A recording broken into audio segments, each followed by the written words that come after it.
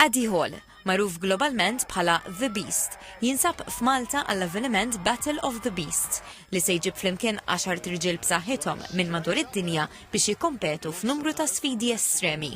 Minkejja li l-istampa tiegħu tpinġih bħala il-Beast, Hall ma jaħbix li huwa bniedem bħal kulħadd. Fil-fatt, f'intervista esklusiva ma' TVM News, Hall jispjega kif l-aktar affarijiet sempliċi jagħmluh l-aktar kuntent. Me as a person, I'm a normal person. I like to spend time with my family. I like to play games. I like to, go for walks with my dog. I like normal stuff. So, yeah, two very contrasting characters for sure.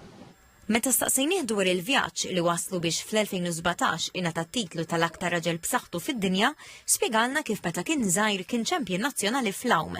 Iżda mbagħad tkeċċa mill-iskola u beda jerfa' l-weights biex iżomm ruħu l-bogħod mill-inkwiet. Hemmhekk induna bil-kapaċità tiegħu li jerfa' weights tqal ħafna u ftit snin wara sab ruħu fuq il-quċċata tal-lista tal-iżjed irġiel b'saħħithom fid-dinja.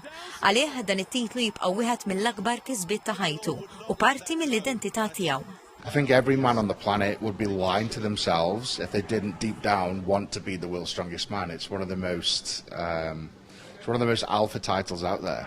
Hall ammetta wkoll li sar ammiratur kbir tal-Gżejjer Maltin. And I just fell in love with the place, the people, the culture, the food, the scenery, just absolutely incredible. So yeah, second time here and experiencing, a few more of the little hidden gems. It's really nice. U fil-waqt li jikol ma 12,000 kalorija kuljum biex jisostni lilu nnifsu għat-tip ta' training li jagħmel, jgħid li huma l-pastizzi Maltin li serqulu qalbu.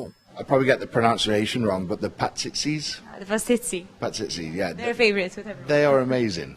Hall kellu dan il-messaġġ għaż-żgħażagħ u l-atleti Maltin. So I guess my advice would be do something that you enjoy. If you're doing something that you're being forced to do or you don't enjoy it, then you're never going to win. So do something that you enjoy, turn up every day, be consistent, and things will flow. Just enjoy yourself. Oh, looks like the food's here. There you go, man. It's time for you to eat. Are you going to share with him? No, this is all mine.